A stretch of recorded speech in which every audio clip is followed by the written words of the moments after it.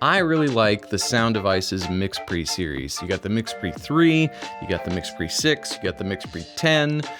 They're great for field recording, they're great for production sound mixing.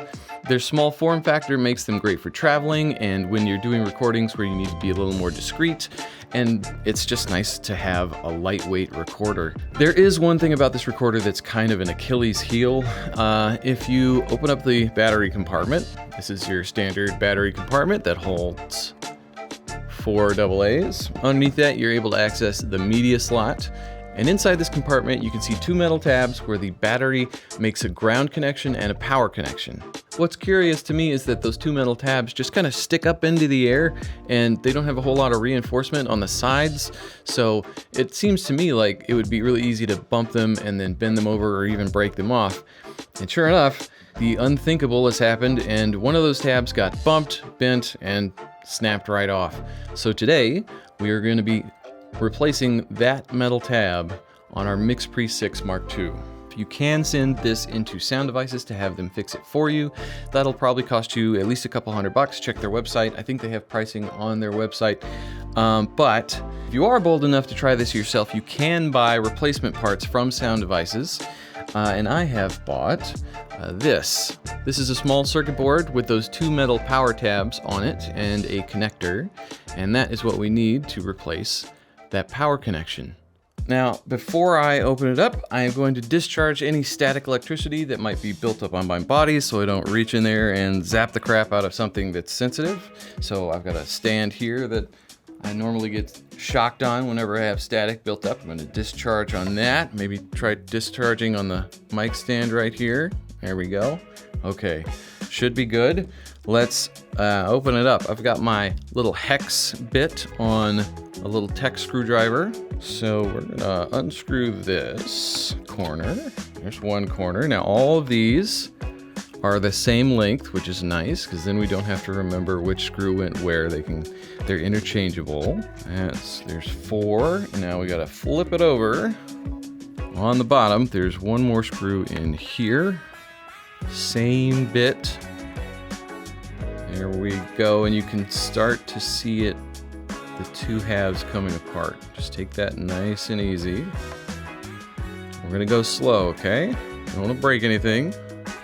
All right, gentle, gentle. You wanna pull it straight off. Don't wrench it open like a lid. Okay. Oh, all right. There we go. That's nice. Okay, let's get this out of here. There's a spring and a bolt you'll need to watch out for. And put that aside for now. And this is what it looks like on the inside. I'm holding the MixPre by the bottom, so right now it's right side up. So I took the lid off. That was the side that I took off. So we are going to reach in here and disconnect this cable. I'm going to squeeze the tab. Ooh, careful, careful, careful. Nice and slow and gentle. I'm going to wiggle and back and forth just to encourage it. And there, it's loose now. And I will remove the old battery tab. I'm going to have to get it around the XLR connector. And there it goes. All right, I'll put that to the side. Take our new power contact, put that in, just right in the same spot. And I'll slide this circuit board with the battery contacts into place. Gently, gently. There is kind of a little insulating piece of paper on there, and I don't want to tear that. Gently, gently fold this power cable down on its side to get it out of the way. Oh, that looks nice. One of the tricky things about putting this back together is this bolt and spring that have to go into the lid, just like this. You see that? And then of course when you go to turn the lid over and put the lid back on, it just wants to fall out. So you could One way that you can put it back together is you just take the spring and the bolt and you put it in place on top of the bottom part, just like that. And then take this and just kind of make sure you line up that hole with that bolt very carefully when you put the lid back on. Or if you're worried about the bolt not lining up correctly when you put the lid on, you can just take the bolt, put it into the top here, and then find something with a 1/4 thread and just screw it onto there, and that will hold the bolt in place while you're reassembling, so that's kind of handy.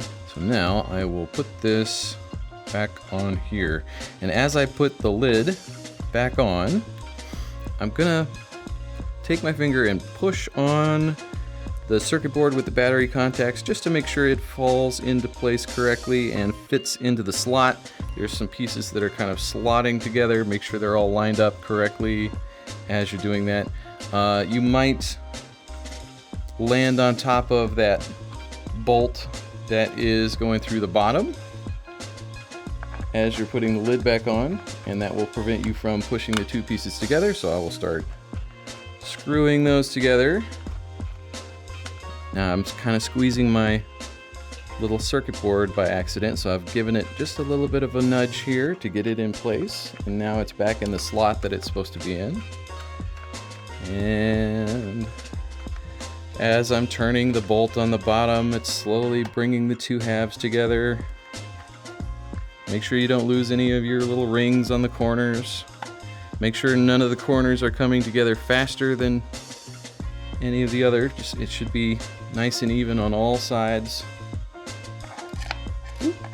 And let's see, there we go. And continue to screw it down. Make sure we're not squeezing our screen, because the screen is in a slot too, and you don't want to like make sure it doesn't fall out of the slot and then get squeezed and broken. You don't want to break your screen.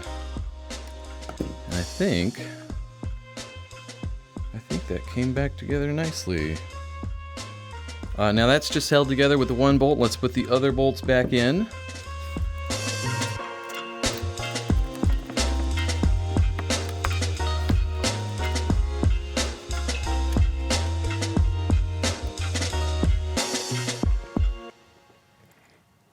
Now see, this is the problem. When you put this battery compartment back on, I gotta make sure that these two metal tabs fit just right into this slot. Otherwise I might bend them and break them again. All right, that seems secure. Let's fire it up.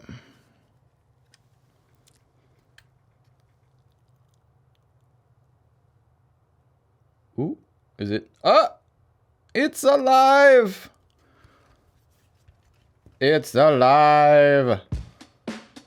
Okay, so instead of having to send this in to have it repaired and wait for it to get there and wait for it to get back and spend a couple $100 to have somebody else fix it for me, I was able to spend $25 on a replacement part, and without any soldering at all, was able to fix my MixPre 6. Hopefully this video helped you fix your MixPre so you can get back out there and keep recording.